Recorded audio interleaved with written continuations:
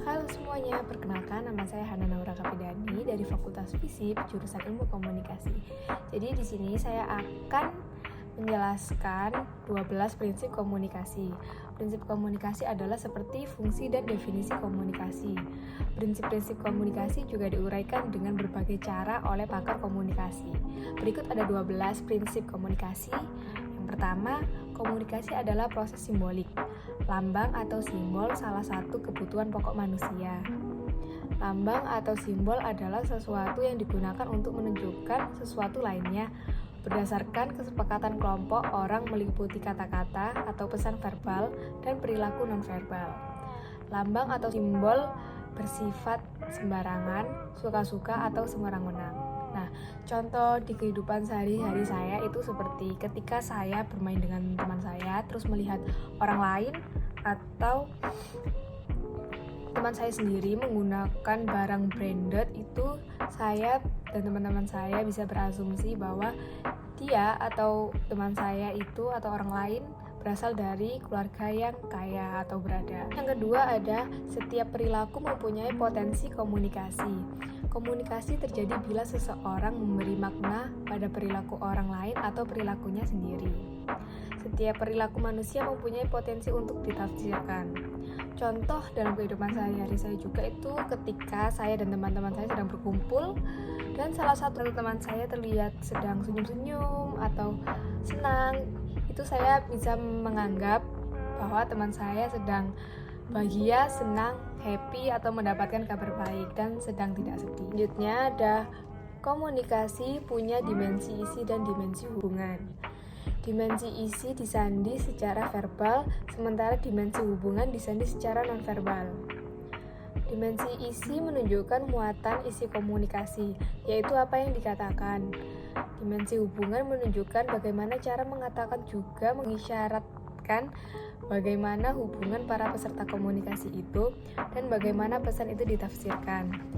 Tidak semua orang menyadari bahwa pesan yang sama bisa ditafsirkan berbeda bila disampaikan dengan cara berbeda. Contohnya dalam kehidupan saya seperti waktu saya sedang bercanda dengan teman saya, lalu teman saya tiba-tiba memukul saya, itu bukan berarti hal yang kasar atau teman saya lagi marah, melainkan itu menunjukkan teman saya itu ingin memberitahu saya bahwa hal ini tuh lucu dan kadang emang suka seperti kelewatan batas. Terus selanjutnya ada di komunikasi berlangsung dalam berbagai tingkat kesengajaan. Komunikasi dilakukan dalam berbagai tingkat kesengajaan, dari komunikasi yang tidak disengaja sama sekali hingga komunikasi yang benar-benar direncanakan dan disadari. Dalam berkomunikasi, biasanya kesadaran kita lebih tinggi dalam situasi khusus daripada dalam situasi rutin. Dalam komunikasi sehari-hari, terkadang kita mengucapkan pesan verbal atau nonverbal yang tidak kita sengaja. Contohnya saat saya dan teman-teman saya sedang berpresentasi di depan kelas. Nah, itu kan komunikasinya pasti sudah kita rencanakan dan kita persiapkan dan kita lakukan secara sadar. Selanjutnya yang kelima ada komunikasi terjadi dalam konteks ruang dan waktu. Makna pesan juga bergantung pada konteks fisik dan ruang, termasuk iklim, suhu, intensitas cahaya, dan sebagainya, waktu dan psikologis. Contohnya saat saya berada di rumah saya sendiri, saya merasa sangat bebas melakukan apa saja karena saya sedang berada di rumah saya sendiri. Beda ketika saya bertemu di rumah teman saya bersikap sopan dan saya menghormati yang memiliki rumah karena saya sedang berada di rumah orang lain. Yang keenam ada komunikasi melibatkan prediksi peserta komunikasi. Yang pertama, mengasumsikan bahwa hingga derajat tertentu ada keteraturan pada perilaku komunikasi manusia dan komunikasi juga terikat oleh aturan atau tata krama.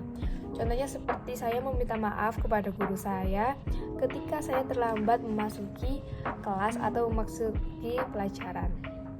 Yang ketujuh ada komunikasi bersifat sistemik. Nah, ini terbagi jadi dua, ada sistem internal dan sistem eksternal.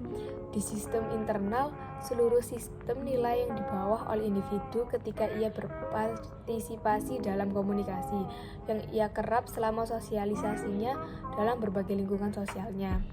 Sistem eksternal adalah terdiri dari unsur-unsur dalam lingkungan di luar individu, termasuk kata-kata yang ia pilih untuk berbicara, isyarat fisik peserta komunikasi, kegaduhan di sekitarnya, dan lain-lain. Contohnya seperti ketika saya mendengarkan lagu mellow atau sedih, saya merasa sangat terharu, atau enggak seperti saya mendalami arti lagu atau maksud lagu tersebut.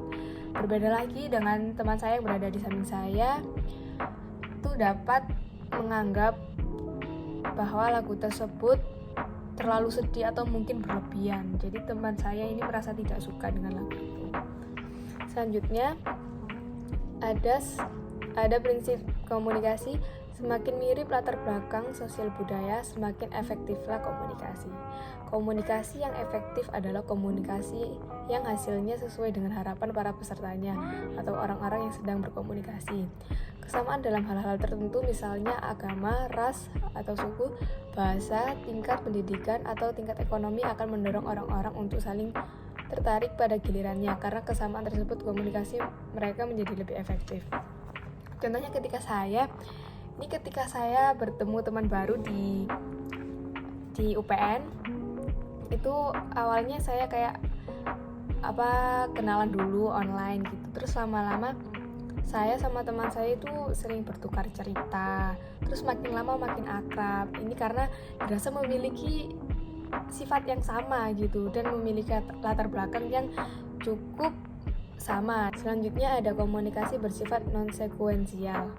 Proses komunikasi bersifat sirkular dalam arti tidak berlangsung satu arah, melibatkan respon atau tanggapan sebagai bukti bahwa pesan yang dikirimkan itu diterima dan dimengerti.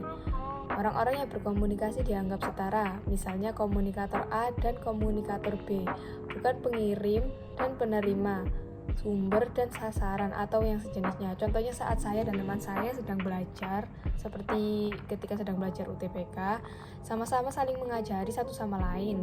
Seperti misalnya saya nggak ngerti materi tentang A, lalu saya menanyakan kepada teman saya, dan sebaliknya jika teman saya tidak mengerti materi tentang B, saya mengajarinya.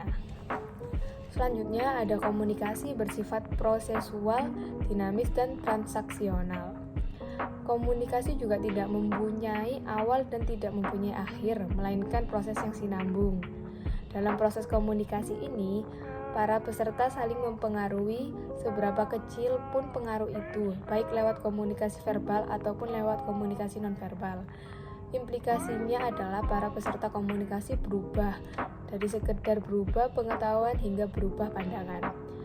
Contohnya itu seperti teman saya dulu tidak suka bermain TikTok atau menganggap aplikasi TikTok itu alay, aneh, atau berlebihan. Tetapi saya suka bermain TikTok, jadi saya sering bermain TikTok, terus saya sering update berita dari TikTok. Teman saya lama-lama mengubah pandangannya kepada TikTok dan mulai mencoba-coba bermain TikTok juga.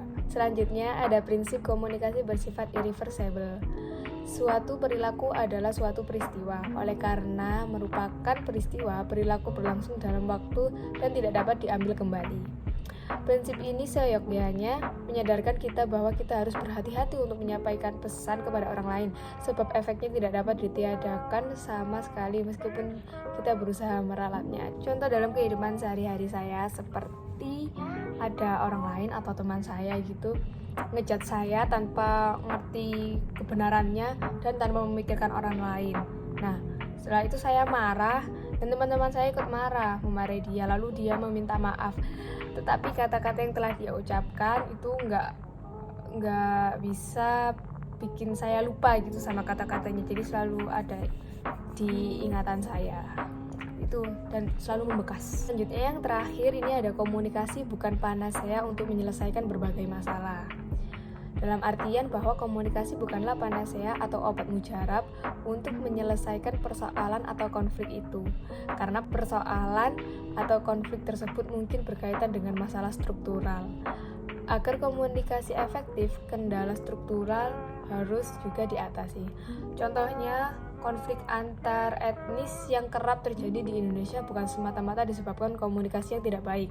Pemahaman serta kemauan untuk menerima orang yang berlainan etnis dengan kita merupakan hal dasar yang harus dimiliki oleh setiap orang. Contohnya seperti suku Dayak yang tidak suka kepada pendatang dari suku Madura karena dianggapnya suku Madura yang menguasai ekonomi di tanah penduduk asli suku Dayak.